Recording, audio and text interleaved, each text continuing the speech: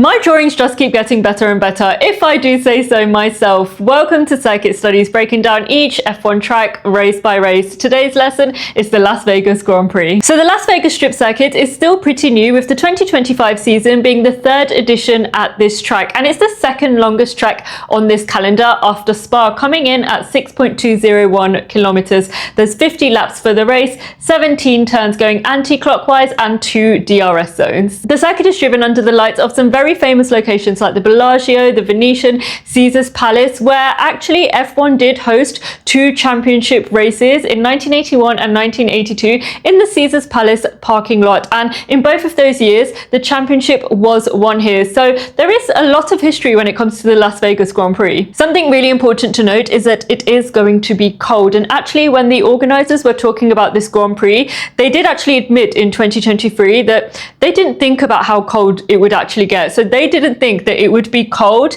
at night in November in the desert. You heard that right. So of course this cold will have an impact on the tyres, on the tyre grip. The asphalt grip is low, and on tyre stress too, and Pirelli have chosen to go for the C3 as the hard tyre, the C4 as the medium, and the C5 as the soft. Getting the temperatures into the tyres will be difficult, although the sessions are being run 2 hours earlier than they were last year, so hopefully a little bit warmer. And Pirelli also say that the tyres this year have improved mechanical properties, which should help with the degradation. Something else to consider with the cold is actually the brakes. Do you like my drawing here? But after the long straight, the brakes do lose their temperature. So once we get to the end of the straight, when the drivers have to brake, the brakes are cold, so we could see some lockups. And of course, with the street circuit, track evolution will be high. So this is particularly key for qualifying to gain that track position. Although Sector 2 is slightly more technical, this circuit does require a low downforce setup because of the straights that you see here. And roughly 80% of this lap